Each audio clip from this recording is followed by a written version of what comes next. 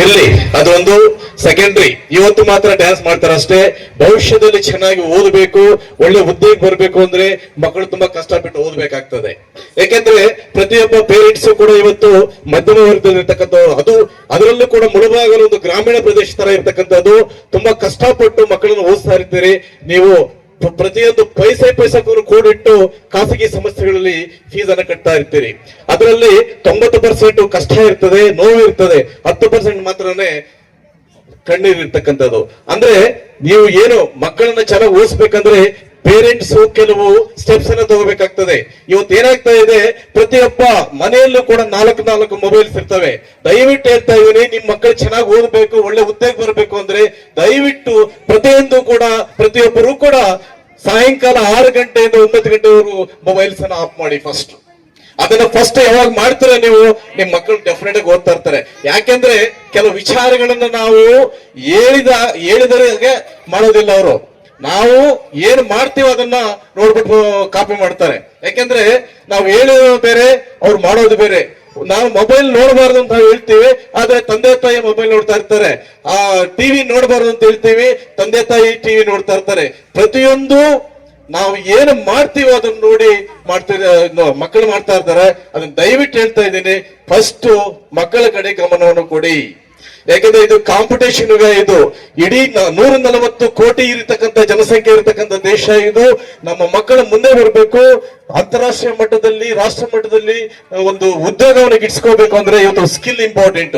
Skill ಇಲ್ಲ ಅಂದ್ರೆ ನಾವ್ ಏನು ಮಾಡಕ್ ಆಗೋದಿಲ್ಲ. ಯಾಕಂದ್ರೆ ಇವತ್ತು ನಮ್ಮ ಶಶಿಕುಮಾರ್ ಸರ್ ಹೇಳ್ತಿದ್ರು, ಕಂಪ್ಯೂಟರ್ ಈಗ AI ಬರ್ತಾ ಇದೆ, ಸಿಂಥೆಟಿಕ್ ಬಂದು ಹೋಗ್ತಾ ಇದೆ. ಇವತ್ತು ಏನು ಬದಲಾವಣೆ ಆಗ್ತಾ ಇದೆ.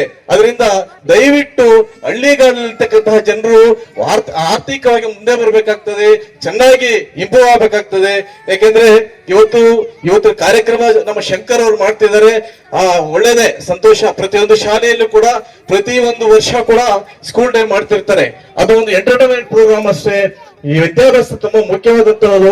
ಡಿಸಿಪ್ಲಿನ್ ಆಗಿ ಮಕ್ಕಳನ್ನ ನೀವು ಫಾಲೋ ಮಾಡತಕ್ಕದ್ದು ಇಂಪಾರ್ಟೆಂಟ್. ಯಾಕಂದ್ರೆ ಇವತ್ತು ಏನಾಗ್ತದೆ, ಫಸ್ಟ್ ಸ್ಟ್ಯಾಂಡರ್ಡ್ ಇಂದ 10th ಸ್ಟ್ಯಾಂಡರ್ಡ್ ಓದಬೇಕಾದ್ರೆ ಮಕ್ಕಳು ತುಂಬಾ ಕಷ್ಟ ಆಗ್ತಾ ಇದೆ.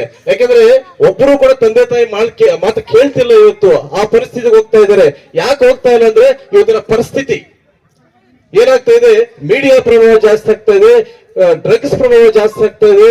ಅದನ್ನೆಲ್ಲ ಫಾಲೋ ಮಾಡಿ. ಈಗ ಕೆಲವು ಬ್ಯಾಂಗ್ಳೂರಲ್ಲಿ ಸಿಟಿ ಕಾಲೇಜುಗಳಲ್ಲಿ ಪಕ್ಕದಲ್ಲಿ ಅಂಗಡಿಗಳಲ್ಲಿ ಡ್ರಗ್ಸ್ ಅನ್ನ ಮಾರಾಟ ಮಾಡ್ತಿದ್ದಾರೆ, ಸ್ಕೂಲ್ಗಳಲ್ಲೂ ಮಾಡ್ತಾ ಇದ್ದಾರೆ. ನಾನು ಲಾಸ್ಟ್ ಟೈಮ್ ಕೆಲವು ವಿಚಾರಗಳು ಹೇಳಿದ್ರು, ನಮ್ಗೆ ಸಣ್ಣ ಪೆಟ್ಟಿ ಬಾಕ್ಸ್ ಅಂಗಡಿಗಳು ಇಟ್ಕೊಂಡ್ರೆ ಎಲ್ಲಿ ಡ್ರಗ್ಸ್ ಮಾರಾಟ ಮಾಡ್ತಿದ್ದಾರೆ. ಅದೆಲ್ಲ ಅಬ್ಸರ್ವ್ ಮಾಡಬೇಕಾಗ್ತದೆ. ಮಕ್ಕಳು ಏನ್ ಮಾಡ್ತಾರೆ ಮನೆಯಲ್ಲಿ ಅದು ಫಸ್ಟ್ ಅಬ್ಸರ್ವ್ ಮಾಡ್ರಿ ನೀವು. ಯಾಕಂದ್ರೆ 18 ವರ್ಷ ಕೆಳಗಡೆ ಇದ್ದವರಿಗೆ ವೆಹಿಕಲ್ಸ್ ಅನ್ನು ಕೊಡ್ತಾ ಇರ್ತಾರೆ, ವೆಹಿಕಲ್ ಓಡಿಸ್ತಿರ್ತಾರೆ. ಅದು ತಪ್ಪದು. ಸಪೋಸ್ ಏನಾದ್ರು ಒಂದು ಆಕ್ಸಿಡೆಂಟ್ ಮಾಡಿ ಏನಾದ್ರು ಸಮಸ್ಯೆ ಆದ್ರೆ ಅದು ಪೇರೆಂಟ್ಸ್ ಬರ್ತದೆ ಅಷ್ಟೇ. ಯಾರು ಅಷ್ಟೇ ಮಕ್ಕಳಿಗೆ 18 ವರ್ಷ ಆಗುವವರೆಗೂ ಯಾವುದೇ ವೆಹಿಕಲ್ ಅನ್ನು ಕೊಡಕ್ ಹೋಗ್ಬೇಡ್ರಿ. ಅದೊಂದು. ಎರಡನೇದಾಗಿ ಮನೆಯಲ್ಲಿ ನೀವು ಕೂರಿಸ್ಬಿಟ್ಟು ಓದಿಸ್ರಿ. ಇವ್ನ ಏನ್ ಮಾಡ್ತಾ ಇದ್ರೆ, ಇವ್ನ ಆಟಿಟ್ಯೂಡ್ ಏನಂತ ಫಸ್ಟ್ ಅದನ್ನ ನೋಡಿ. ಯಾಕೆಂದ್ರೆ ಮಕ್ಕಳು ಇವತ್ತೇನಾಗ್ತಾರೆ, ಸರಿಯಾಗಿ ಗಮನ ಕೊಡ್ತಾರ ಓದೋದ್ರ ಬಗ್ಗೆ. ಯಾಕೆಂದ್ರೆ ಅವ್ರು ಏನ್ ಮಾಡ್ತಾರೆ ಅಂದ್ರೆ ಬುಕ್ಸ್ ಇಟ್ಕೋತಾರೆ ಮುಂದ್ಗಡೆ, ಮನಸ್ಸಿಗೆ ನೋಡ್ತಾ ಇರ್ತಾರೆ ಅಷ್ಟೇ, ಸಬ್ಜೆಕ್ಟ್ ತಲೆಗೆ ಹೋಗೋದಿಲ್ಲ. ಫಸ್ಟ್ ಮನೆಯಲ್ಲಿ ಒಳ್ಳೆ ವಾತಾವರಣವನ್ನು ಸೃಷ್ಟಿ ಮಾಡಿ, ಒಂದು ಜಾಗದಲ್ಲಿ ಕೂರಿಸಿ ನೀವು ಕೂತ್ಕೊಳ್ಳಿ. ಯಾಕಂದ್ರೆ ಒಂದು ಸ್ಟೇಟಸ್ ಅಲ್ಲಿ ನೋಡಿದೆ ನಾನು, ಒಂದು ಫ್ಯಾಮಿಲಿಯಲ್ಲಿ 2 ಮಕ್ಕಳಿರ್ತಾರೆ, 2 ತಂದೆ ತಾಯಿ ಇರ್ತಾರೆ. 4 ಜನನು ಕೈಯಲ್ಲಿ ಮೊಬೈಲ್ ಇಟ್ಕೊಂಡು ನೋಡ್ತಾ ಇರ್ತಾರೆ. ಹಿಂದ್ಗಡೆ ಒಂದು ಬೆಕ್ಕಿರುತ್ತೆ, ಆ ಬೆಕ್ಕು ಕೂಡ ಇದೇ ರೀತಿ ನೋಡ್ತಾ ಇರ್ತಾರೆ. ಅಂದ್ರೆ ಕಾನ್ಸಂಟ್ರೇಷನ್ ಆತರ ಆಗ್ಬಿಟ್ಟಿದೆ. ಅದರಿಂದ ದಯವಿಟ್ಟು ನಿಮ್ಮಲ್ಲಿ ನನ್ನ ಮನವಿ ಏನಂದ್ರೆ, ಮಕ್ಕಳ ಕಡೆ ಗಮನ ಕೊಡಿ, ಮಕ್ಕಳನ್ನೇ ಆಸ್ತಿಯಾಗಿ ಮಾಡಿ. ಆಸ್ತಿ ಮಕ್ಕಳಿಗೆ ಮಾಡಕ್ ಹೋಗ್ಬೇಡ್ರಿ, ಮಕ್ಕಳನ್ನೇ ಆಸ್ತಿಯಾಗಿ ಮಾಡ್ರಿ. ಅವಾಗ ನೀವು ಕೂಡ ಹ್ಯಾಪಿ ಆಗಿ ಇರ್ತೀರಿ. ಈ 2 ಮಾತುಗಳನ್ನು ಹೇಳಿ ಅವಕಾಶ ಕೊಟ್ಟದ್ದು ನಿಮ್ಮೆಲ್ಲರಿಗೂ ಒಂದು ಸರಿ ಜೈ ಹಿಂದ್, ಜೈ ಕರ್ನಾಟಕ. Thank you.